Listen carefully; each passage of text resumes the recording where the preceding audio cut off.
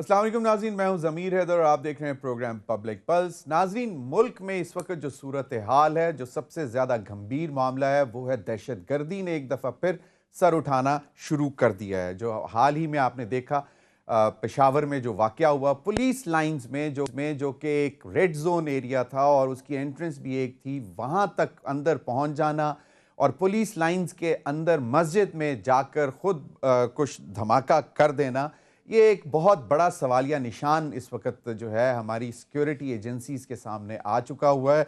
क्योंकि हम लोग थोड़ा सा रिलैक्स कर गए थे कि बहुत अरसा जो है वो दहशत गर्दी पे हमने काबू पाने में कामयाब भी हो गए थे। उसके बाद बलूचिस्तान में हमने देखा कि वाक़यात हो रहे थे, कॉन्टीन्यूसली हो रहे थे, तो वहाँ पे फोकस था। लेकिन फिर जो हमारे ट्राइबल एरियाज़ थे, वहाँ पे भी वो जो इंटेलिजेंस बेस्ड ऑपरेशंस किए जा रहे थे। लेकिन ये तवक्को नहीं की जा रही थी कि इस किस्म का जो है वो वाक़या आएगा। उसके बाद उससे कुछ दिन पहले आपको मालूम है कि इस्लामाबाद में भी एक कोशिश की गई, जिसमें हमारे पुलिस एहलकारों ने उसको चेक किया और उसमें हमारा एक पुलिस एहलकार भी शहीद हो गया। तो इस बात से अंदाज़ा लगाया जा सकता है कि दहशतगर्द जो हैं वो अपने तौर पर पूरी कोशिश कर रहे हैं कि वो दोबारा सर उठाएं। सवात में, दीर में भी हमने देखा कुछ अर्सा पहले कि वो दोबारा नज़र आना शुरू हुए। और फिर अब भी जब जिस दिन ये वाक़या हुआ था उस दिन फिर हमारे वज़ीर दिफ़ा ख्वाजा आसिफ साहब ने भी कहा कि ये अफ़गानिस्तान की सरज़मीन जो है वो हमारे मुल्क में दहशत गर्दी के लिए अभी भी इस्तेमाल हो रही है, जिसका कंसर्न तालिबान के साथ पहले भी शेयर किया। और अगर आपको याद हो एलओसी के एलओसी नहीं, ड्यूरेंट लाइन के अक्रॉस जो है वो फायरिंग भी हो रही थी और उस पर भी पाकिस्तान ने अपनी तशवीश का इजहार किया था तालिबान के साथ। फिर हमारे एम्बेसडर पर हमला हुआ काबुल में।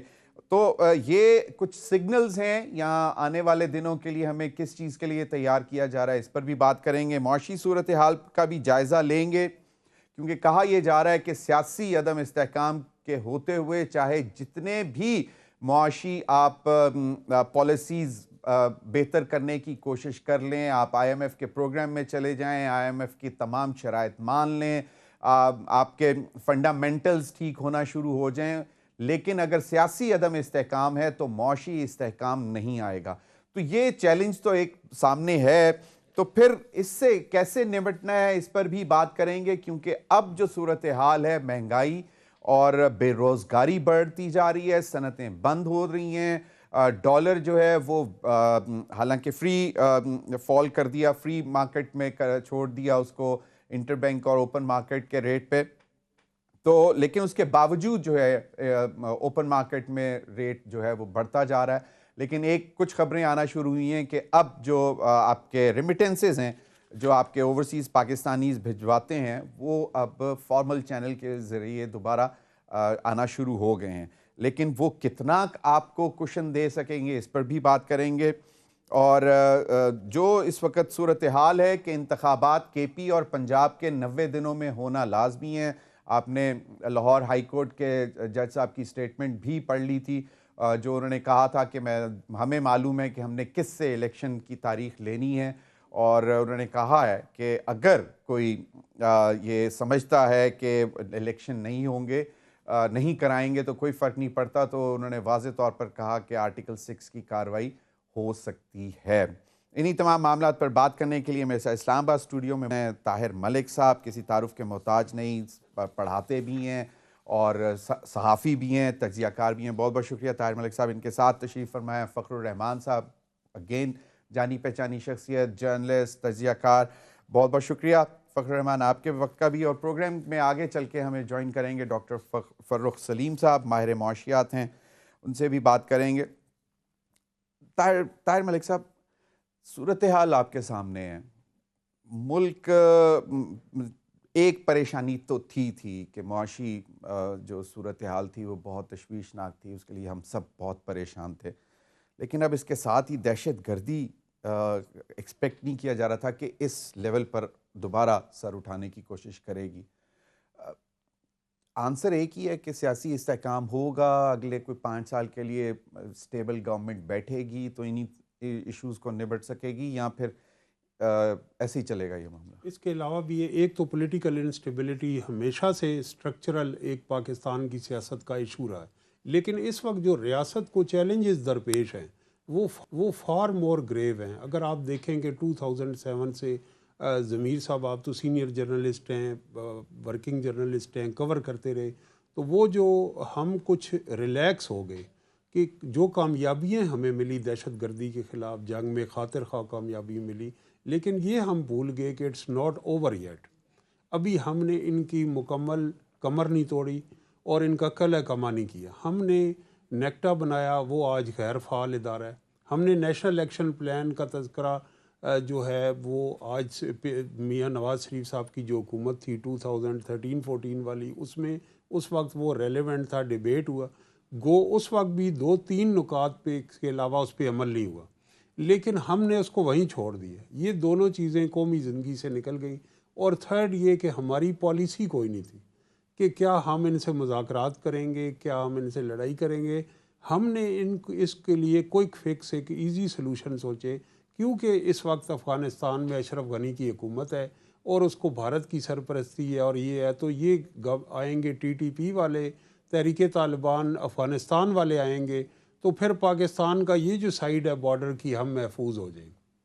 اور ڈیورنٹ لائن کا بھی جو ایشو ہے وہ ایسے ہے کہ ایک حکومت ہے جس کو بھارت کی آشیرواد ہے، لیکن یہ ساری متس جو ہیں وہ بریک ہو گئی ہیں۔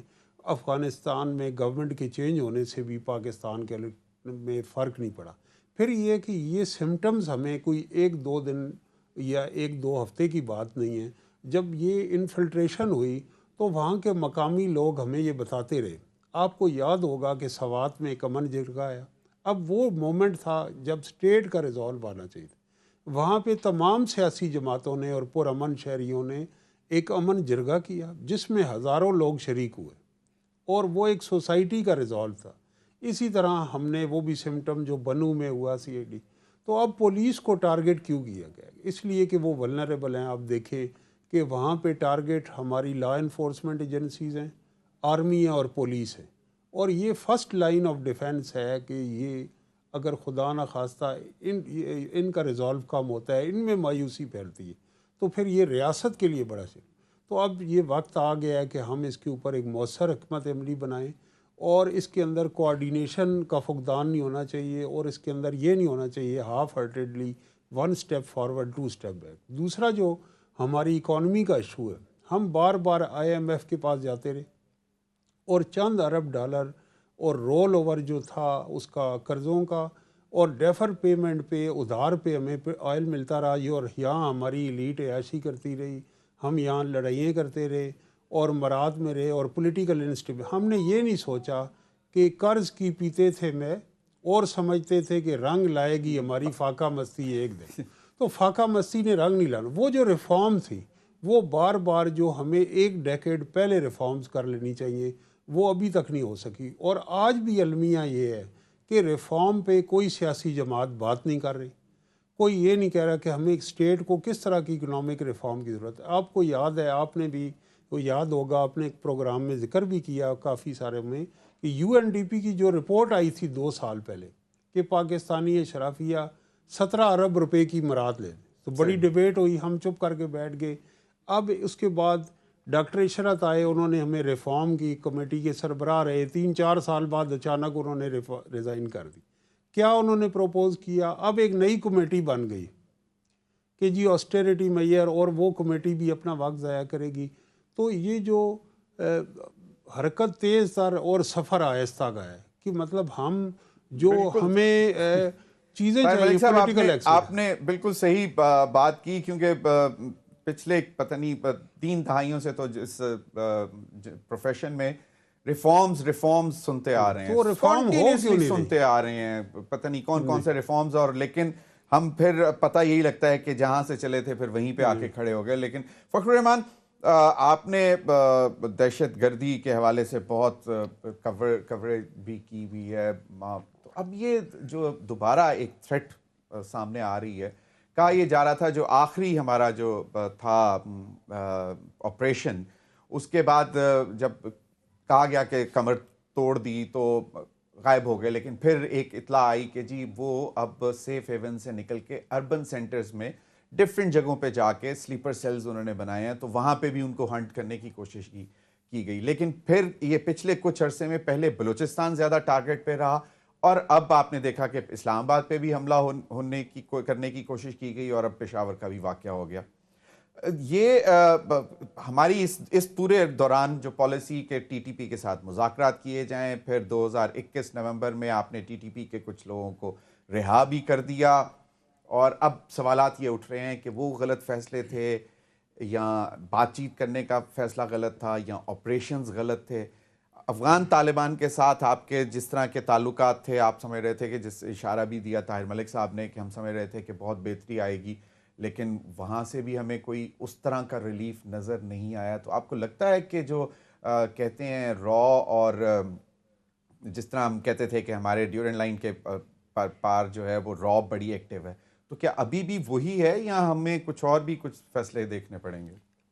اچھا دیکھیں، جو ڈیورنٹ لائن کا ایشو ہے وہ تو سیٹل ڈاؤن ہو گیا تھا، کیونکہ جب ہم نے باڑ لگائی اور فیصلہ کیا کہ باڑ جو ہے یہ ایک افغانستان اور پاکستان کے درمیان ڈیمارکیشن ہوگی، تو یہ تو چیپٹر کلوز ہو گیا تھا کہ Durant line doesn't exist now, وہ بارڈر ہے. کیونکہ اس حوالے سے باقاعدہ مجھے یاد ہے جی ایچ کیو میں پریس کانفرنس تھی اور میرا ہی سوال تھا، اور اس کے اوپر واضح طور پر پاک فوج کے ترجمان نے کلیریفائی کیا تھا.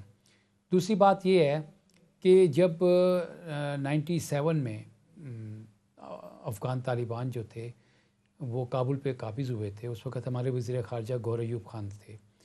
مجھے یاد ہے کوئی 28 مئی تھا یا 29 مئی تھا کہ پاکستان نے اس وقت افغان گورنمنٹ کو ریکگنائز کرنے کا فیصلہ کیا تھا، اور پاکستان کا یہ موقف رہا ہے کہ جو بھی کابل پہ قبضہ کرتا ہے یا وہاں پر آتا ہے تو پاکستان اس ایڈمنسٹریشن کو ریکگنائز کرتا ہے. اب جب 2021 میں افغانستان سے نیٹو فورسز اور امریکن فورسز واپس چلی گئی، انخلا ان کا شروع ہوا، تو 20 سال کے دوران پاکستان کا موقف یہ تھا کہ جو چاہے وہ حامد کرزئی کی گورنمنٹ تھی، چاہے وہ اشرف غنی کی گورنمنٹ تھی، انڈینز کے ساتھ ان کے بڑے کلوز تعلقات تھے. این ڈی ایس اور را کا ایک نیکسس جو تھا وہ وہاں پہ موجود تھا. پاکستان کا سب سے بڑا ایشو یہی تھا کہ وہاں پر پاکستان فرینڈلی گورنمنٹ نہیں تھی، اور افغان طالبان جو تھے وہ نیٹو فورسز کے خلاف اپنے طور پر جو ان کا موقف تھا کہ وہ تحریک آزادی کی ایک جنگ لڑ رہے ہیں، یعنی اپنے ملک کے اوپر ایک بیرونی فورسز جو آ گئی تھی ان سے چھٹکارے کے لیے وہ لڑ رہے تھے. اب 20 سال کے بعد سو کال دہشت گردی کے خلاف جو جنگ جو تھی وہ بالآخر اختتام پہ پہنچی، دوحہ ایگریمنٹ ہوا، پاکستان نے مذاکرات کروائے، افغان طالبان جو تھے as per Doha agreement Kabul میں برسر اقتدار آ گئے. پاکستان نے اور دنیا کے بیشتر ممالک نے افغان طالبان کی حکومت کو ریکگنائز نہیں کیا، جبکہ آپ کا سفارت خانہ بھی وہاں پہ موجود تھا. ہمارا ہمیشہ سے موقف یہ رہا کہ افغانستان میں استحکام آئے گا تو پاکستان میں استحکام آئے گا. ہم نے وہ ویکیوم چھوڑ دیا وہاں پر. اس ویکیوم میں انڈیا جو تھا وہ آلریڈی وہاں سے نکل چکا تھا. ہمیں کیپٹلائز کرنا چاہیے تھا. یہ کیسے ممکن ہے کہ بینگ اے نیبرہڈ کنٹری آپ کے جب یہ اتنے بڑے کنسرن ہیں، آپ کہہ رہے تھے کہ جی افغانستان کی سرزمین جو ہے پاکستان کے خلاف استعمال نہیں ہونی چاہیے. را ٹی ٹی پی ہو یا پروکسیز دہشت گرد جو ہیں، یا آپ کہہ لیں کرائے کے قاتل جو ہیں، ان کو فنڈ کر رہی تھی، اسلحہ دے رہی تھی. ابھی جب نیٹو فورسز وہاں سے گئی ہیں تو ایک حیران کن طور پر جو حقیقت سامنے آئی ہے وہ یہ ہے کہ انتہائی لیٹسٹ جو گنز ہے، اسلحہ جو ہے وہ ٹی ٹی پی کے ہاتھ لگ گیا ہے. اینی ہاؤ آپ نے وہ نہیں کیا، آپ کے سفارت خانے پر حملہ ہو گیا اور آپ کے چارج ڈی افیئر وہاں پہ موجود تھے. یہ اپنی نوعیت کا ایک ایسا تھا، ایک وے بیک جب وزیر داخلہ پیپلز پارٹی کے ہوتے تھے نصیر اللہ بابر، تو اس وقت پاکستان ایمبیسی پہ حملہ ہوا تھا، مظاہرہ ہوا تھا. اس کے بعد یہ اپنی نوعیت کا اس طرح کا ایک باقاعدہ بڑا حملہ تھا. اس سے پہلے رشین ایمبیسی کے اوپر بھی اٹیک ہو چکا تھا. تو بڑے واضح طور پر یہ صورتحال ہمیں نظر آتی ہے کہ چین، رشیا، پاکستان کے افغانستان کے اندر اسٹریٹجک انٹرسٹ ہے. اب جب آپ سفارتی تعلقات قائم نہیں کریں گے تو آپ کو جو آپ کا دشمن ہے وہ اس ویکیوم کو کیپٹلائز کرے گا. اور وہی ہوا کہ انڈیا نے افغان طالبان کے ساتھ اپنے مراسم بڑھا لیے، یعنی جو پہلے نہیں تھے. اب جب آپ نے مذاکرات کے ذریعے چیزوں کو کنٹرول کرنے کی کوشش کی، دہشت گردی کے واقعات میں کمی جو تھی واضح طور پر نمایاں تھی. ہوا کیا؟ ہوا یہ کہ جب آپ نے ٹرائبل ایریاز کو ضم کیا KPK میں، تو یہ بون آف کنٹینشن بن گیا. اور بون آف کنٹینشن ایسے بن گیا کہ مولانا فضل الرحمان آن ریکارڈ ہیں کہ وہ یہ جو قبائلی علاقے ضم کیے گئے، انہوں نے کہا یہ غلط کیا گیا. یہی موقف TTP کا ہے. اب مجھے بتائیں کہ جو PDM اس وقت حکومت کر رہی ہے، وہ TTP کے موقف کو جب سپورٹ کرے گی اور پھر باڑ وہاں پہ کاٹ کر اس طرح کے ایلیمنٹس جو ہیں وہ انفلٹریٹ کر رہے ہیں وہاں سے. لیکن فخر اس میں ایک ریزن تو بڑی اکنامک تھی، پیور اکنامک. ڈیورن لائن کے اوپر جو باڑ لگی اس کو جو توڑنے کی کوشش کی گئی، اس میں یہ تھی کہ ایک بہت بڑا جو افغانستان کی سائڈ پہ لوگوں کا ذریعہ معاش جو تھا وہ وہی تھا، ٹریڈ کرتے تھے جس کو اسمگلنگ ہم کہتے ہیں، اور ان کو ایک بہت بڑا دھچکا پہنچا تھا. اور بیسکلی یہی واقعات ہم نے دیکھنے کو مل رہے تھے. یہ بات بہت بڑی ریزن تھی، اکنامک ریزن جو. بالکل. لیکن یہ میں آپ کو بتا دوں کہ اس حوالے سے ان کے جو کنسرنس تھے اس کو سیٹل ڈاؤن کرنے کے لیے بات چیت ہو گئی تھی. کچھ بارڈر پوائنٹس جو تھے وہ کھولنے کے لیے معاملات طے ہو گئے تھے. یہ جب آپ دیکھیں کہ جب یہ سوات میں یہ معاملہ شروع ہوا اور سوات کے لوگوں نے اس کو رزسٹ کیا، پھر شمالی وزیرستان میں بہت بڑا ایک ہزاروں کی تعداد میں لوگوں نے ان دہشت گرد عناصر کے خلاف مظاہرہ بھی کیا. میرا کہنے کا مقصد یہ ہے کہ ابھی بھی جب آپ کو افغان حکومت کے ساتھ کچھ چیزیں طے کرنی ہیں، چاہے وہ دہشت گردی کا معاملہ ہو، تجارت کا معاملہ ہو، یہ سارے بارڈر ایشوز جو ہیں یہ طے کرنے ہیں. جب آپ وہاں سے اپنا سفارت خانہ ہی جو ہے نا خالی کر کے ادھر بیٹھ جائیں گے اور آپ اس طرف نہیں جائیں گے اور آپ ایک نئی جنگ پھر ایک سوالیہ نشان جو یہ بھی اٹھایا گیا کہ بلاول صاحب نے تقریباً بہت سارے کیپٹلز کا وزٹ کیا لیکن وہ کابل نہیں گئے، اور کابل انہوں نے ہنا ربانی کھر صاحبہ کو بھیجا. اس پر بھی بہت سے سوالات ہیں. لیکن اب کنسنسس ایک یہی ہے کہ ہمیں اس دہشت گردی سے نمٹنے کے لیے نہ صرف تحریک طالبان پاکستان سے نمٹنا ہے بلکہ افغان طالبان کے ساتھ جو ہے وہ بائیلیٹرلی ان کو انگیج کرنا ضروری ہے.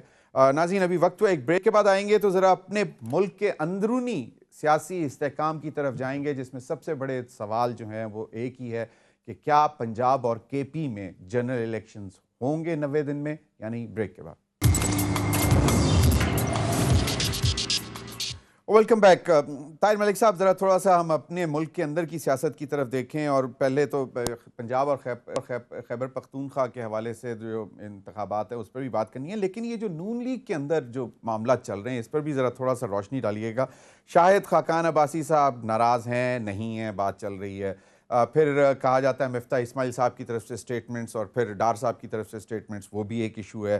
پھر خواجہ سعد رفیق جو کہتے تھے کہ جی موروثی سیادت سے دل بھر گیا، اب تو ریٹائرمنٹ کو دل چاہتا ہے، وہ ریسیو کرنے بھی چلے گئے. موروثی سیاست کے جو عناصر ہیں اس پر بھی ڈالیں. اور پھر ودن PMLN مطلب شریف فیملی، وہ وہاں پہ بھی ہے کہ جی شاید ایک سوچ ہے کہ جی میاں شہباز شریف کو کامیاب نہیں ہونے دینا ہے بطور وزیر اعظم، کیونکہ یہ سیٹ شاید بڑے بھائی کی فیملی کی ہے.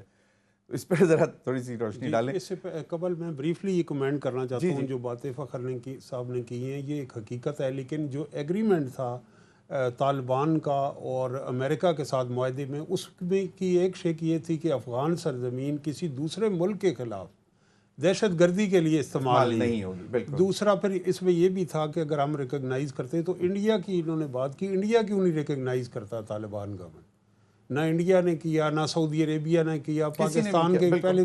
تو یہ ذرا تھوڑا سا کمپلیکس ہے ایشو. جہاں تک آپ کا داخلی سیاست پہ بات ہے، مسلم لیگ کے اس وقت 2-3 المیے. ایک تو یہ ہے کہ ان کے پاس قیادت کا بحران ہے، قیادت موجود ہے، لیکن اب یہ ممکن نہیں 2023 میں کہ آپ پاکستان سے باہر بیٹھے ہوں لندن میں اور یہاں آپ کی سیاست جو ہے اس کو وہ متاثر نہ ہو. انہوں نے تسلیم کی ہے کہ وہ وہاں ملک سے دوری، پاکستان سے دوری کی انہیں پولیٹیکل کاسٹ دینی پڑی، اور وہ آپٹکس بھی بہتر نہیں ہوئے. دوسرا یہ کہ اب انکریزنگلی جو دوسرا ان کا کرائسس ہے کہ انہوں نے بیانیے کی قیمت دی، جو بیانیہ یا ٹون انہوں نے سیٹ کی، مزاحمت کی، وہ پچ تو تیار کی لیکن اب اس پچ پہ عمران خان کھیل رہے ہیں اور ان کے پاس بیانیہ نہیں. تیسرا انکریزنگلی جو پارٹی تھی وہ غیر فعال ہو گئی اور پارٹی کے جو مزاحمت کے بیانیے والے لوگ تھے، پرو ایکٹیو تھے، مریم نواز کی ٹیم تھی، اس کو پیچھے ہٹنا پڑا، اس کی بیانیے کی قیمت دی اور اقتدار کی پارٹی بن گئی پی ایم ایل این. اور اقتدار میں جب آئے ہیں تو ان کو اب اون کرنا پڑ رہا ہے پچھلے 4 سال کا، اور 4 سال کے بعد ان کی اپنی پرفارمنس بھی ایسی لی کہ جس کو لے کے یہ جا سکے عوام میں. اب وہ جو ٹیم تھی، اب آپ نے دیکھی پہلا ڈیسیژن جو غلط ہوا کہ حمزہ شہباز کو آپ چیف منسٹر پنجاب بنا رہے ہیں. مسلم لیگ نون کے اندر بڑی اس کے اندر بے چینی تھی، ریزنٹمنٹ تھی، اور ہارنا جیتنا علیحدہ کی بات، وہ ہمیں فیلڈ پہ نہیں نظر آئے. وہ جب ووٹ آف نو کانفیڈنس ہوا، وہ انگلینڈ سے آئے، چیف منسٹر بنے، اور چیف منسٹر کے عہدے چھٹنے کے بعد دوبارہ اسی شام وہ انگلینڈ چلے گئے. اب جو ہے وہ پارٹی کی جو ایکسپیکٹیشن ہے مریم نواز سے کہ وہ بیانیاں بھی ترتیب دیں، وہ قیادت کا بحران بھی دور کریں، وہ ایک اسٹرگل بھی اور گورنمنٹ کی کارکردگی کو، پرفارمنس کو بھی آن کریں. میں سمجھتا ہوں کہ یہ پارٹی کی ان کے ساتھ زیادتی ہے کہ اتنے بڑے بوجھ جو ہیں، اتنی بڑی ذمہ داریاں ہیں، وہ ایک خاتون رہنما پہ اس کو سینئر. میرا خیال ہے ان کو تیاری اسی لیے کیا گیا ہے. وہ تو جس طرح انہوں نے کہا کہ آپ ڈار صاحب کو اور میاں شہباز شریف کو سپورٹ کریں، وہ معاملہ ٹھیک کریں گے. یعنی کہ یہ بیانیہ مریم دے رہی ہیں کہ میں مطلب اب برج بنوں گی پی ایم ایل این کے ورکرز اور عوام کے درمیان اور پرائم منسٹر اور فائنانس منسٹر کے درمیان. اب شاہد خاقان عباسی اور جو مفتہ ہیں، یہ مصطفیٰ نواز کھوکر کے ساتھ جو ریفارم کی بات کر رہے ہیں، ان کا ہے کہ شاہد خاقان عباسی صاحب اس حق میں نہیں تھے کہ ہم اس گورنمنٹ کے ووٹ آف نو کانفیڈنس کے وہ حق میں تھے. وہ اس میں تھے کہ ہمیں اس کے بعد اسمبلی توڑنی چاہیے، عوام میں جانا چاہیے، نہیں تو ہم ان پاپولر ہو جائیں گے. اور اسی وجہ سے انہوں نے کیبنٹ میں اوتھ نہیں اٹھایا. مفتہ کا ایشو یہ ہے کہ مفتہ اسماعیلی کہہ رہے ہیں کہ پارٹی کے اندر جو سپیسز ہیں اس کے اندر بلڈ لائن اور ڈائنیسٹک پالیٹکس کی وجہ سے نیو انٹرنٹس کو ٹائم نہیں دیا جائے. اور جس طرح ان کی وہ بنے تھے تو ساری توپوں کا رخ ان کی طرف تھا، اور اب جو اسحاق ڈار صاحب فیل ہو رہے ہیں تو ان کے لیے اپرچونٹی ہے اور وہ اس میں ایک ڈیبیٹ کو لارجر بھی لے. تو یہ چیلنجز ہیں. بالکل. فخر الرحمان، مجھے ڈاکٹر فاروق سلیم صاحب نے بھی جوائن کر لیا. ذرا کوئکلی پنجاب اور خیبر پختونخوا عام انتخابات. دیکھیں، پہلی بات تو یہ ہے نا کہ جو جیسے آپ نے کہا کہ وہ عدالت نے کہہ دیا کہ ہمیں پتہ ہے کہ شیڈیول ہم نے کس سے لینا ہے. ابھی شیڈیول تو آیا نہیں، ماسوائے وہ 33 جو پی ٹی آئی کی خالی نشستیں ہیں. کے پی کے اور پنجاب کے اوپر جو عام انتخابات ہونے ہیں اس کا شیڈیول آیا نہیں. لیکن کل کے جو انتہائی افسوسناک واقعہ آیا اس کے ساتھ اچانک یہ الیکشن کے معاملات کو جو ہے نا وہ جوڑ دیا گیا. کے پی کے گورنر نے پہلے کچھ اور بیان دیا کہ جی اسٹیبلشمنٹ چاہے گی تو الیکشن ہوں گے، پھر اس کے بعد انہوں نے کہا کہ بے نظیر بھٹو کا واقعہ ہو گیا تو الیکشن جو تھے وہ ڈیلے ہو گئے تھے. یہ سمجھ میں نہیں آ رہا. یہ تو ویسے کل کچھ ایک دو روز قبل پہلے لاء منسٹر نے بھی کہا تھا کہ ہو سکتے ہیں انتخابات 88 کے جو ہے سیلاب کی وجہ سے ڈیلے ہوئے، پھر 2008 جنوری میں جو ہونے تھے وہ مارچ میں ہوئے بیکاز آف. اچھا، بات یہ ہے کہ آپ دیکھیں کہ جو پولیٹیکل فورسز ہیں وہ ہمیشہ اپنی کارکردگی کی بنیاد کے اوپر الیکشنز میں جاتی ہیں. اچھی ہے یا بری ہے، جانا پڑتا ہے کیونکہ الیکشن کا ٹائم ڈیو ہے.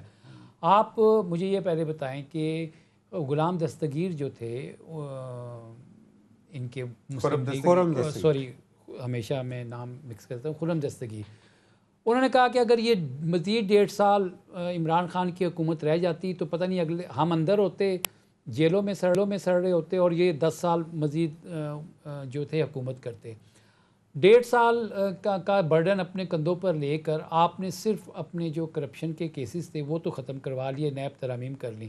لیکن جس معیشت کے اوپر 3.5 سال پی ڈی ایم اور یہ جماعتیں اپوزیشن جو تھیں عمران خان کی حکومت کو تنقید کا نشانہ بناتی رہیں، اس کے بعد آج یہ کبھی دہشت گردی کی آڑ لیتے ہیں، کبھی کہتے ہیں ہم نے ریاست بچانے کے لیے سیاست اپنی قربان کر دی، اور پتہ نہیں وہ سیاست کا کون سا فارمولہ ہے جس کے تحت یہ ریوائیو کریں گے، کیونکہ اگر جو آئی ایم ایف کا اس وقت دورہ چل رہا ہے آئی ایم ایف کی بات پہ کی شرائط کو دیکھ لیں تو مہنگائی، بے روزگاری اور جو آپ کی معیشت ہے اس وقت، پولیٹیکل کیپٹل ان کا بڑھ گیا. جی ہاں، وہ دہشت گردی سے زیادہ خود ایک بہت بڑی دہشت. بالکل. ڈاکٹر فاروق سلیم صاحب، I M F is the quick fix? کیونکہ اگر مطلب جو اب چیزیں سامنے آ رہی ہیں، اگر سیاسی استحکام نہیں آتا تو چاہے جتنی بھی آئی ایم ایف کی پالیسیز کو فالو کر لیا جائے، امپلیمنٹ کر دیا جائے، جتنے بھی ایگریمنٹ ہیں، تو آپ کو کیا لگتا ہے کہ معاملات بہتر ہو جائیں گے؟ دیکھیے، جس چوراہے پہ اب کھڑی ہے، ہمارے پاس اچھی چوائس کوئی بھی نہیں بچی. ایک چوائس یہ ہے کہ ایسا نہ بنے، اگر نہیں بنتے تو پھر آپ اگلے چند ہفتوں میں ڈیفالٹ کا خدشہ جو ہے وہ بہت بڑھ جائے گا. اگر پاکستان ڈیفالٹ کرتا ہے تو پھر آپ سوچیے کہ اس کے بعد ایک تو مہنگائی کا بہت بڑا طوفان ہے، اور پھر قلت. اگر ہمارے پاس ڈالرز نہیں بچیں گے تو پھر جو چیزیں ہم نے امپورٹ کرنی ہے ہم ایلسیز نہیں کھول پائیں گے. امپورٹ کرنے کی جو لسٹ ہے وہ آپ کو پتا ہے کہ بہت ہی لمبی ہے. ہم گندم بھی امپورٹ کرتے ہیں، پیٹرول ڈیزل امپورٹ کرتے ہیں، ادویات، دالیں ہوتی ہیں، ایل این جی، کوئلہ، کپاس. تو یہ ساری چیزیں اگر ہم امپورٹ نہیں کر پائیں گے تو پھر کیا بنے گا. دوسری چوائس یہ ہے کہ ہم آئی ایم ایف کا حصہ بن جائیں. اس کے نتیجے میں ڈیفالٹ کا خطرہ جو ہے وہ ٹل جائے گا. ڈیفالٹ کا خطرہ پھر نہیں بچے گا، لیکن مہنگائی کا طوفان جو ہے وہ پاکستانیوں کو سہنا پڑے گا. تو وہ جس کو ہم وہ کہتے ہیں نا انگریزی میں ڈیلیما، کہ جو چوائسز ہیں وہ دو ہیں اور دونوں کے نتائج جو ہیں وہ انفیوریبل. ڈبل جیپرڈی جس کو کہتے ہیں انگریزی میں. جی، ڈبل جیپرڈی تھوڑا سا فرق ہو جاتا ہے.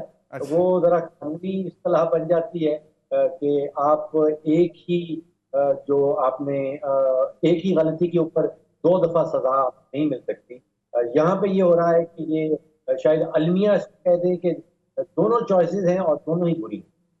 نہیں چلیں ٹھیک ہے، یہ تو ہو گیا، ہمیں ڈیفالٹ سے بچ جاتے ہیں. لیکن اگر فنڈامنٹلز تو چھوڑ دیں، جو میجر میکرو لیول کے، مائکرو لیول پہ اگر چیزیں عام آدمی کے لیے ٹرانسلیٹ نہیں ہوتی تو اس کی بڑی وجہ تو پھر سیاسی عدم استحکام ہی ہوگا نا. دیکھیے، اس وقت حکومت چاہے جو بھی ہو، چوائسز، معاشی چوائسز یہی دو ہیں کہ یا آئی ایم ایف کا حصہ بننا ہے یا نہیں بننا. اب مجھے جو لگ رہا ہے جو سب سے بڑی رکاوٹ تھی وہ یہ تھی کہ ایک معاشی پالیسی پی ڈی ایم کی حکومت نے بنائی تھی کوئی 4 مہینے پہلے، جس میں روپے کی قدر کو ڈالر کے سامنے مصنوعی طور پہ روکا جا رہا تھا. وہ پالیسی اب میں سمجھتا ہوں کہ وزیر خزانہ صاحب نے مان لیا ہے کہ حقیقی ویلیو جو ہے وہ مارکیٹ ڈٹرمن کرے گی، اور وہ وزیر خزانہ صاحب خود یا ان کی خواہشات کے مطابق روپے کی اور ڈالر کی ویلیو نہیں ہو. یہ سب سے بڑی رکاوٹ. آئی ایم ایف کا مشن آ گیا ہے. میرے خیال ہے اگلے 3 دن جو ہیں وہ ٹیکنیکل لیول ٹاکس ہیں، اور 3 فروری کے بعد پھر پالیسی لیول ٹاکس ہیں. اور مجھے لگ رہا یہ ہے کہ 9 فروری کے بعد ایک وہ کہلاتا ہے MEFP، memorandum of economic and financial policy, وہ سامنے آ جائے گا، جس کا مطلب یہ ہے کہ policy level talk staff level کے اوپر کسی قسم کا اگریمنٹ سامنے آ جائے. صحیح بالکل. اس پر مزید بھی بات کرتے ہیں. ناظرین، وقت ہوا ایک بریک کا، ہمارے ساتھ رہی. ویلکم بیک ناظرین. طاہر ملک صاحب، وقت کم ہے، ڈاکٹر فاروق سلیم صاحب بھی موجود ہیں. جو انہوں نے بات کی وہ تو ہے، لیکن اب اگر انتخابات نہیں دیتے اور انتشار کی طرف جاتے ہیں، عمران خان صاحب نے کہا وہ بھی سڑکوں پہ آئیں گے، مریم نواز نے بھی کہہ دیا کہ وہ بھی سڑکوں پہ آئیں گی، تو ڈاکٹر صاحب کا خیال ہے کہ جی مطلب چوائسز تو ایک ہی ہے کہ ہم نے جانا ہے، ڈیفالٹ سے بچنا ہے تو آئی ایم ایف کے پروگرام میں جانا ہی جانا ہے. لیکن اگر اس کے باوجود سیاسی اگر صورتحال بہتر نہیں ہوتی تو پھر کیا، کیسے کوشش کریں گے؟ سیاسی صورتحال کو بہتر بنانا چاہیے، اور میں سمجھتا ہوں کہ یہ اتنا کوئی irreconcilable گولز نہیں ہے.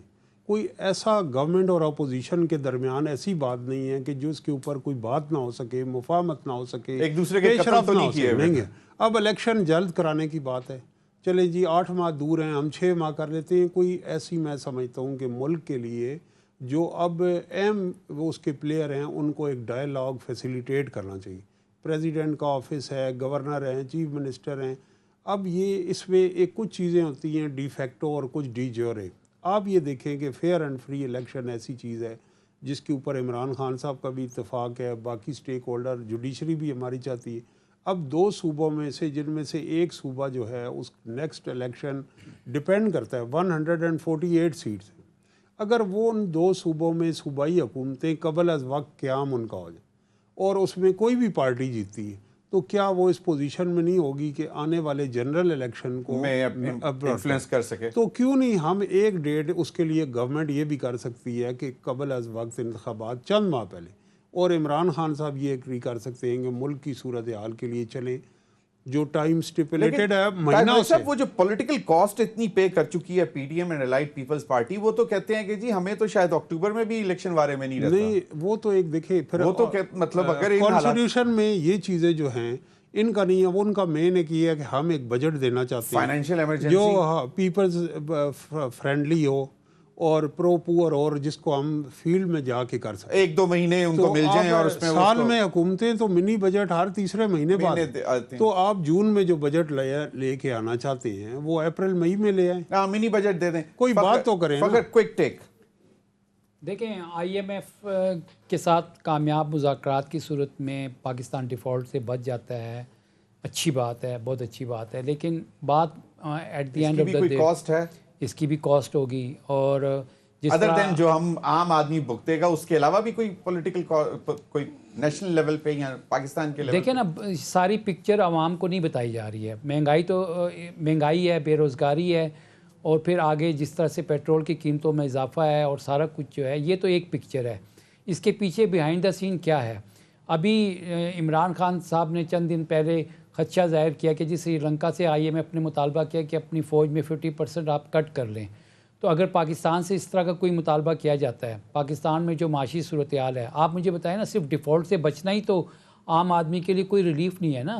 عام آدمی کا تو اس وقت ایکسپینڈیچرز کٹ کرنے ہیں, جی ہاں, ظاہری بات تو ہے. ایک طرف آپ کا دہشت گردی کا ایشو ہے جو فوج نے پچھلے 22 سال میں روزانہ کوئی نہ کوئی شہادت جو ہے نا وہ دے رہے ہیں.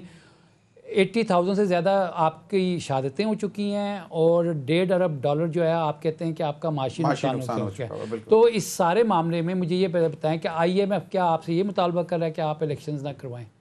یہ تو موجودہ حکومت جو ہے وہ جواز تلاش کر رہی ہے. کبھی وہ دہشت گردی کا کہتے ہیں, کبھی وہ کہتے ہیں کہ ہم نے اپنی سیاست قربان کر دی. تو اگر سیاستدان نے عوام کے پاس نہیں جانا ہے, پھر تو مجھے آپ بتا دیں کہ 6 مہینے کے بعد کون سی دودھ کی نہریں جو ہے نا, جو 20 لاکھ بندہ بے روزگار ہو گیا ہے. بالکل صحیح ہے, وہ کیا کرے گا؟ ڈاکٹر فاروق سلیم صاحب, یہ ایک بڑے ہے کہ شاید کاسٹ کچھ اور بھی ہے. اٹس ناٹ اونلی کہ ہم اس سے بچ جائیں گے ڈیفالٹ سے.